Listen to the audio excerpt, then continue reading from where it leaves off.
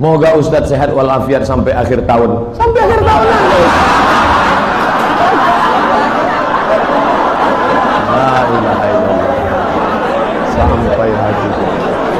Sedih saya mendengar.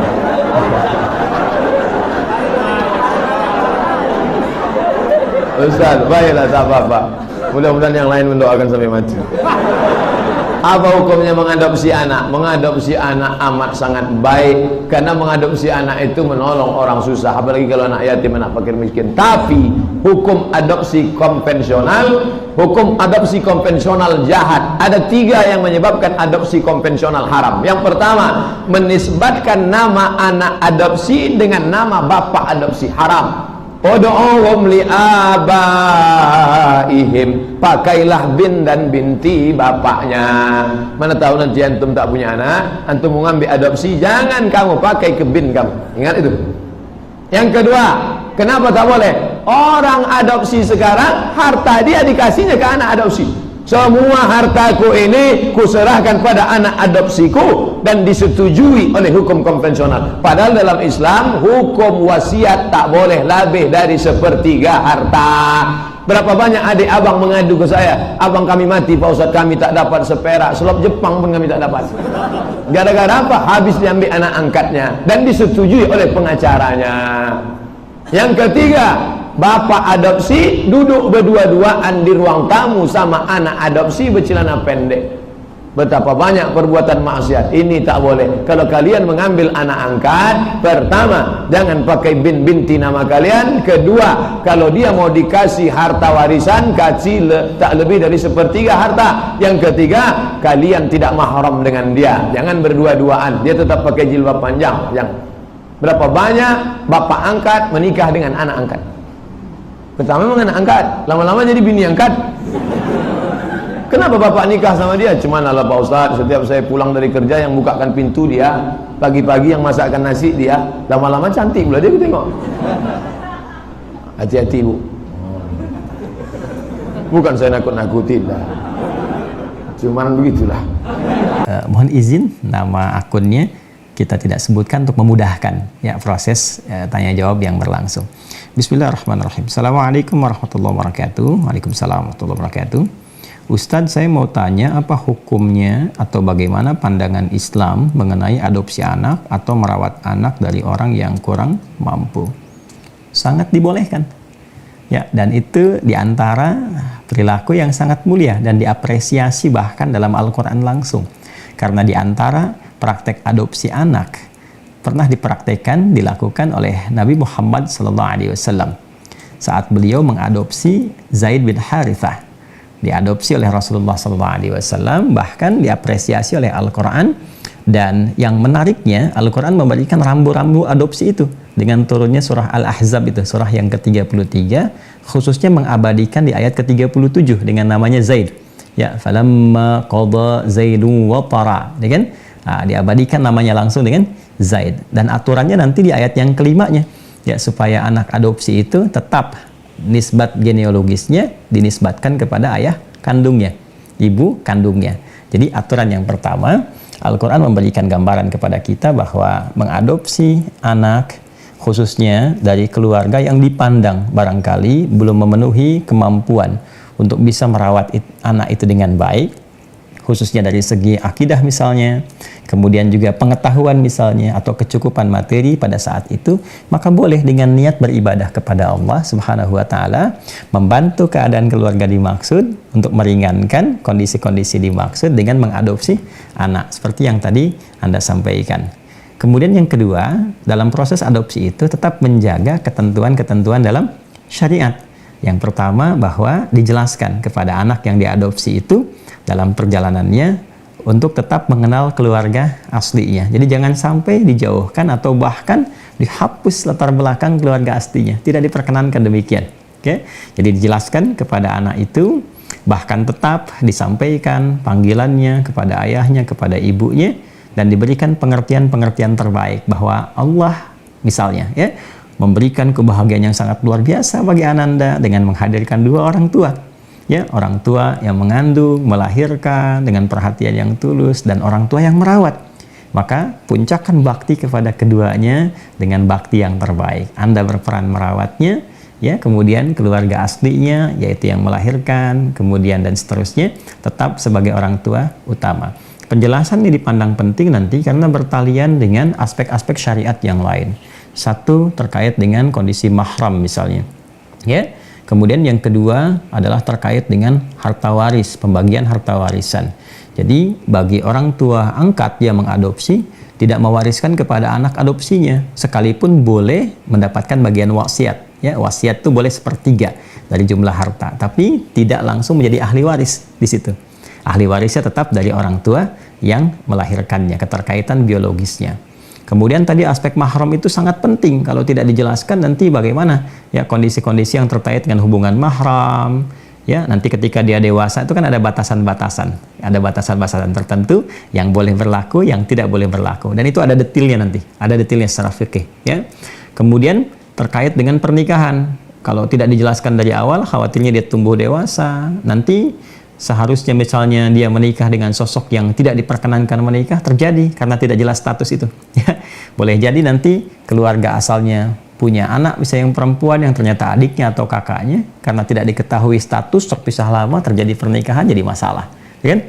Atau sebaliknya, yang tadinya boleh terjadi pernikahan, si ibu yang mengadopsi punya anak perempuan misalnya, kan? Ini diadopsi dari keluarga jauh misalnya ini, ya, yang seharusnya boleh terjadi pernikahan, ternyata misalnya tidak terjadi karena tidak jelas status atau tidak diterangkan secara benar latar belakang yang dimaksudkan. Jadi sangat diapresiasi, dan Al-Quran bahkan dalam Islam, ya, memberikan contoh teladan terbaik bagaimana cara mengadopsi. Bukan hanya sekedar membolehkan, tapi juga memberikan ketentuan-ketentuan sehingga dengan ketentuan ini nyaman proses adopsi, selamat dan tentram dalam prosesnya, dan kebahagiaan juga berpotensi terlahir, ya, dalam lingkup keluarga atau dua keluarga yang dimaksudkan. Jadi boleh hukumnya, sangat diapresiasi, niatkan sebagai ibadah karena Allah Subhanahu wa taala, terangkan kepada keluarga asalnya, ya, juga kepada anaknya tentang ketentuan adopsi itu sehingga berlangsung dengan baik. Yang ketiga, praktekkan dan mengacu kepada hukum-hukum syariat, perjelas tentang batasan-batasan khususnya terkait dengan mahram, kemudian juga yang kedua batas-batas warisan dan turunan-turunannya. Selebihnya silahkan diperlakukan selayaknya merawat anak-anak kita, ya, berikan hak-haknya, berikan kasih sayangnya, berikan pendidikan yang terbaik, jaga imannya. Mudah-mudahan dengan itu melahirkan pahala di sisi Allah Subhanahu wa taala, seperti Nabi Muhammad SAW pernah mencontohkan dengan merawat Zaid bin Harithah radhiyallahu taala anhu. Saya kira itu terkait dengan pertanyaan hukum mengadopsi anak. Wallahu taala alam bissawab. Masalah adopsi tidak ada di dalam Islam. Adopsi yang artinya merubah nasab hukumnya adalah haram.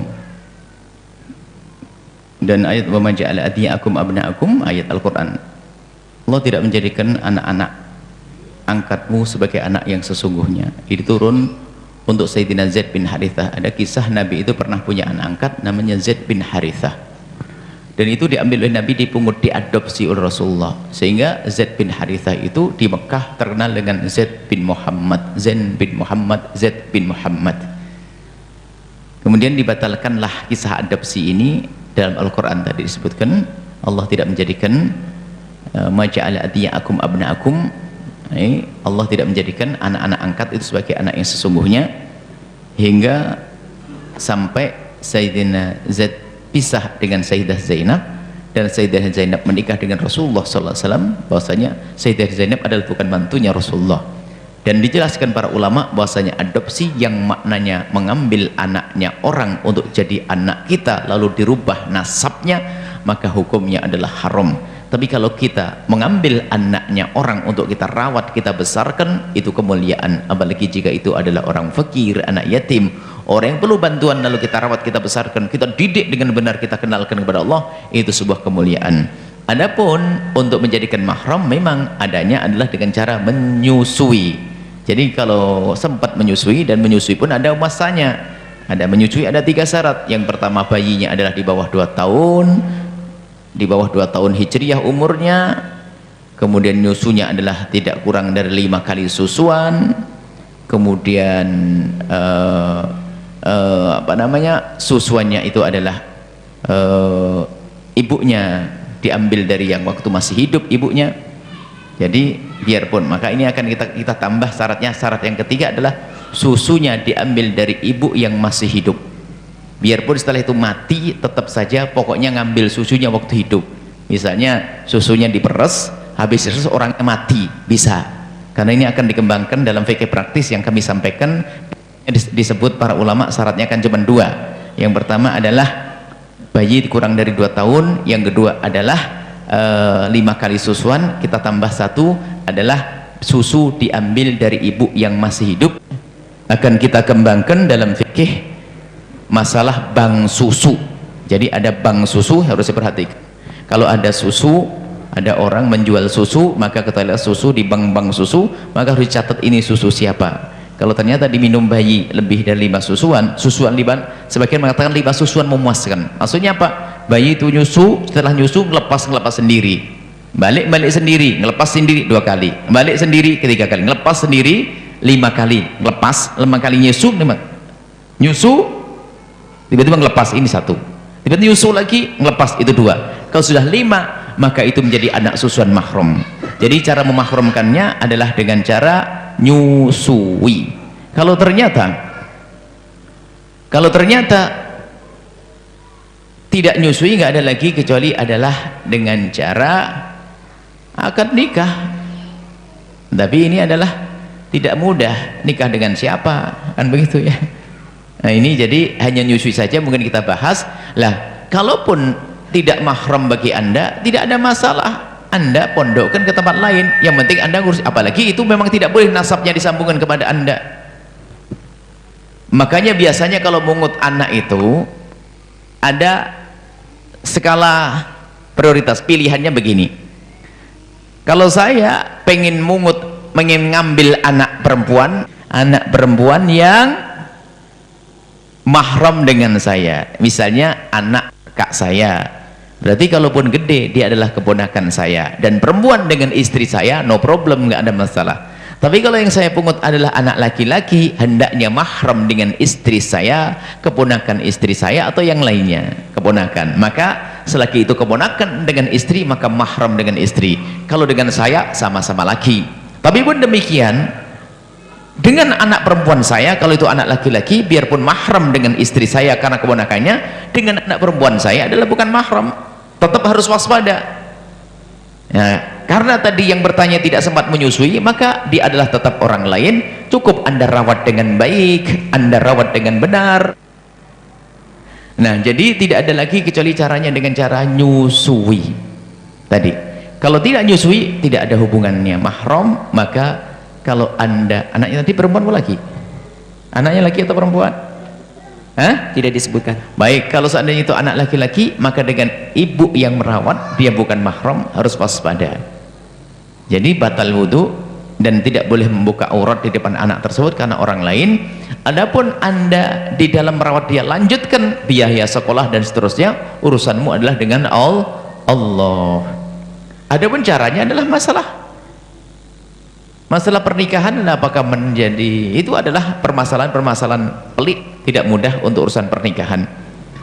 Yang menjadikan mahram itu adalah orang yang semula adalah bukan mahram bisa menjadi mahram karena nyusui. Yang kedua adalah karena musaharoh, karena pernikahan ya kan, nyusui ya selain nasab, menyusui nggak bisa lagi. Berarti tinggal satu lagi, caranya adalah menikah, dan menikah mungkin tidak berlaku di situ karena anak kecil mau nikah dengan siapa nanti. Nah, kecuali jadi bantu nanti. Bisa jadi anak yang Anda asuh tadi suatu ketika biar menikah dengan anak Anda yang beneran, maka jadi mantu. Kalau mantu mahram dengan Anda, setelah itu mahram bil musaharati, mahram karena musaharah pernikahan. Baik, ini saja yang bisa kami sampaikan. Mohon waspada, hati-hati.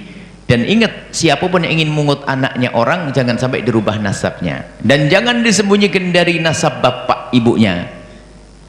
Wallahu a'lam bishawab.